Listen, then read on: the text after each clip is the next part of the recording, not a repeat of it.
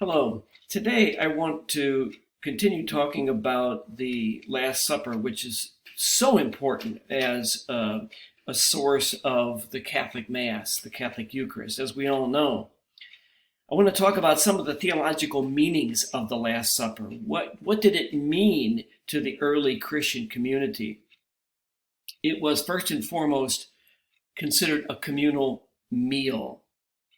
The primary scholar that I will reference throughout the series, Josef Jungmann, says this is a quote: "The meal is the basic form of the Eucharistic celebration." Because that's the case, it's a sign of Jesus' ministry. Notice how many times he feeds people. Notice how in the reign of God, open feeding whoever comes around is such an important tenet of the reign of God. Notice how often Jesus shares meals with all kinds of people, both acceptable and unacceptable people. That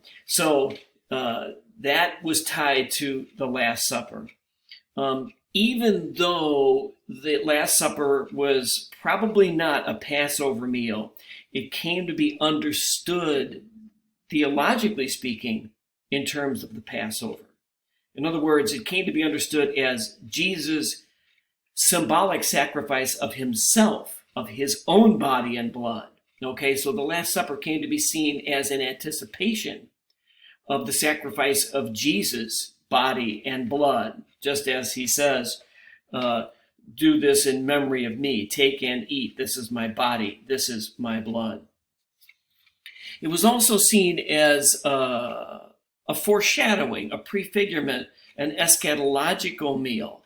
The Last Supper was seen as a foreshadowing of the Messianic banquet, when God would come down and reestablish his sovereignty, and those who had been faithful would participate in this great Messianic banquet. The Eucharist was also seen as a sacrifice, the sacrifice of Christ for the world, as an echo of the sacrifice that Moses offered on Mount Sinai, as you see in Exodus chapter 24 on the screen.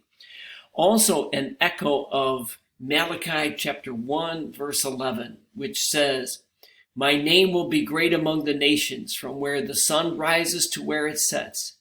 In every place, incense and pure offerings will be brought to me, because my name will be great among the nations, says the Lord Almighty."